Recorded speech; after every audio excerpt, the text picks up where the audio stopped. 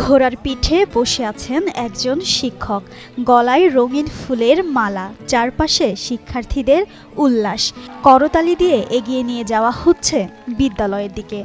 এমন উষ্ণতায় ভরপুর এক আয়োজনে বিদায় দেওয়া হয় ৩১ বছর শিক্ষকতা করা ওই শিক্ষকের।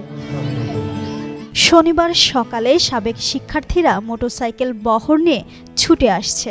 ফুল দিয়ে সাজানো ছাদ খোলা গাড়িতে শিক্ষক আব্দুর রাজ্জাককে নিয়ে যাওয়া হচ্ছে দীর্ঘদিনের কর্মস্থলে।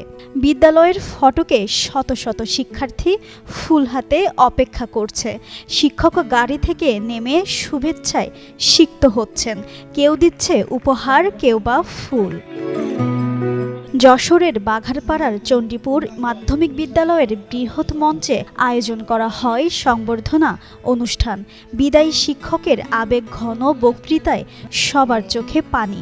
তাকে বিদায় জানাতে মালয়েশিয়া থেকে ছুটে এসেছেন তার এক সাবেক শিক্ষার্থী।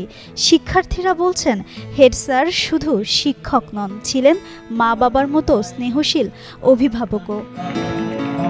বিদায়ী শিক্ষক আব্দুর রাজ্জাককে শোভাযাত্রা করে বাড়ি পর্যন্ত পৌঁছে দেন তার শিক্ষার্থীরা। মনে হচ্ছিল সবার কানে বাজছে, যেতে নাহি দিব হাই, তবু যেতে দিতে হয়, তবু চলে যায়।